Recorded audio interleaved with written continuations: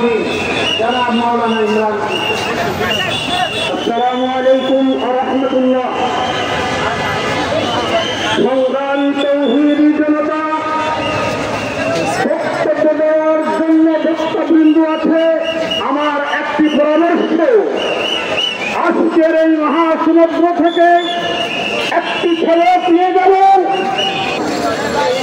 ইসলাম জাতীয় সমাবেশের সংগ্রামী সভাপতি, জাতীয় নেতৃবৃন্দ, আজকে সমাবেশ থেকে বর্তমান ইউনিয়ন সরকারকে বলতে চাই,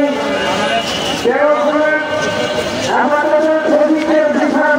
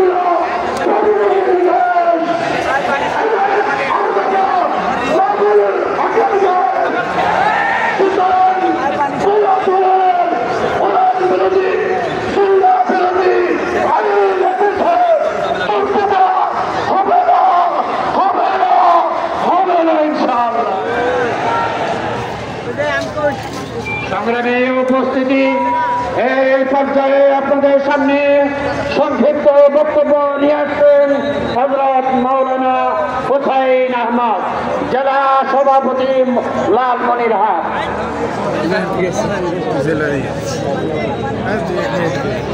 জেলা সেক্রেটারি জনাব হযরত মাওলানা হুসাইন আহমদ।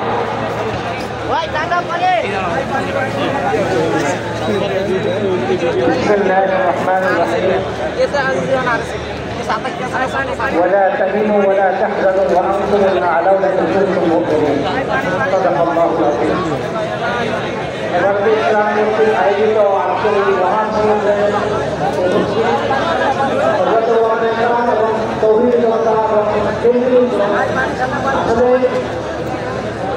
এবং আদর্শ এখনো আছে, এখনকার কর্মসূচি দেখেছে।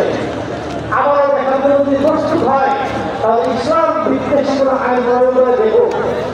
আমরা পরিশ্রম করতে চাই, এদেশ তৌহিদের দেশ, এদেশ মুসলমানের দেশ, বিধায় এদেশে ইসলাম বিরোধী কোরআন সুন্নাহ বিরোধী কোনো আইন গ্রহণ করা যাবে না। যদি করা হয় এদেশের তৌহিদের নেতা আমাদের ইসলাম সহ সকলেই এর বিরুদ্ধে সঠিক সিদ্ধান্ত নেবে, যে সরকার তখন বুঝবে। তাই আমরা অনুরোধ করছি এই আইন বাস্তবায়ন করা। সংগ্রামী ছাত্র বন্ধুগণ, এখন যায় বক্তব্য রাখবেন হেফাজতুল ইসলাম ঢাকা মহানগর লালবাগ জোনের সংগ্রামী সভাপতি হযরত মাওলানা জুবাইর আহমদ। বক্তব্য রাখবেন মাওলানা জুবাইর আহমদ। আসসালামু আলাইকুম ওয়া রাহমাতুল্লাহ। সংগ্রামী তৌহিদি জনতা,